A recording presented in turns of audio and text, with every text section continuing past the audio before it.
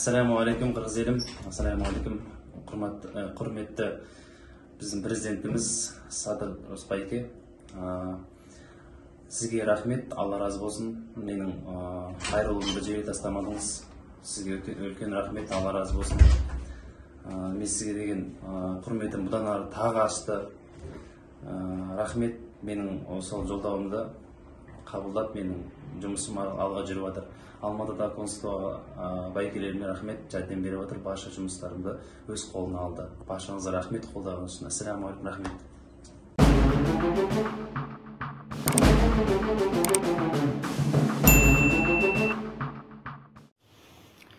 Ассаламу алейкум. Бұл менің видеообращением Қырғызстан президенті құрметті Садыр Жапаровқа. Садыр байке, мен Кадиров Санжарбек Сейіпжанұлы 1995 жылы дүниеге келгем. Туылған жерім Ноқат.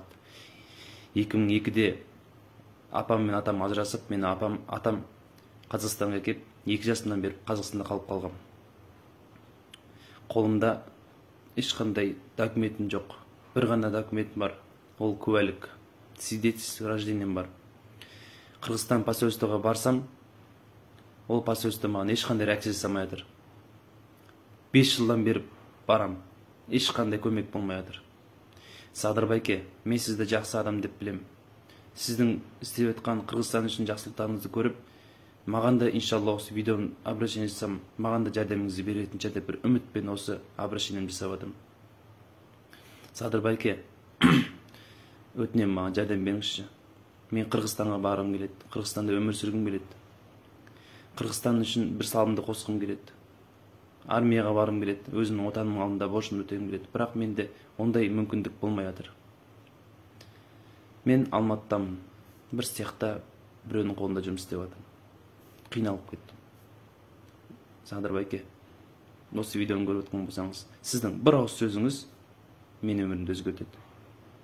Егер осы видеоны көрсеңіз, жай ғана өтіп кетпеңізші, өтініш. Қырғызстанның мен азаматымын. Садыр байке, мен сізді жақсы адам деп білем. Сіздің жәрдем беретініңізге сенем. Қырғыз елім, кімде-кім осы видеоны көріп отқан болса, бір-біріңізге таратыңыздар. Өтініш. Бір-біріңізге таратып, Садыр байкеге жетіп барсыншы. Мен Алматыда қиналып кеттім. Осы видео обращением жасауға мәжбүр болып тұрмын. Өйткені мен Қырғыз еліме сенемін. Бір көмек болатынына, бір жәрдем болатынына мен сенемін. Мен сізден, Садыр байке, мен сізден жауап күтем. Ассаламу алейкум.